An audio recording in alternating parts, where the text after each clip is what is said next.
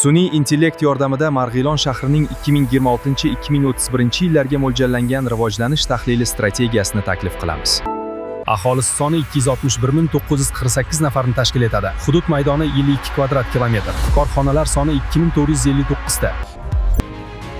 Sanoat, investitsiya va eksport ko'rsatkichlari o'sish tendensiyasini ko'rsatmoqda. Yangi yaratilgan ish o'rinlari soni 1281 tani tashkil etdi.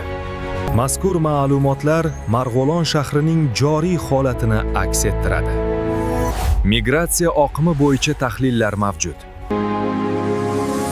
Kichik biznes asosiy iqtisodiy tayanchlardan biri hisoblanadi.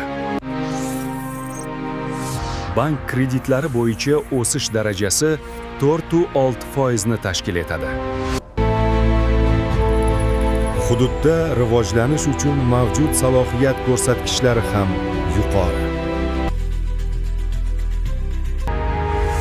Xavflar qatorida tashqi iqtisodiy omillar, ishsizlik va eksportga bog'liqlik mavjud.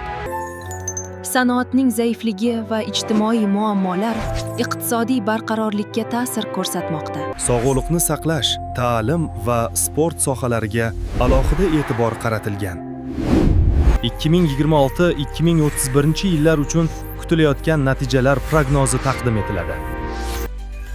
ITE raqamlashtirish va banklar roli 2026 yil uchun muhim yo'nalish hisoblanadi. Mazkur tahlillar va strategik yondashuvlar Marg'ilonning barqaror va istiqbolli rivojlanishiga xizmat qiladi.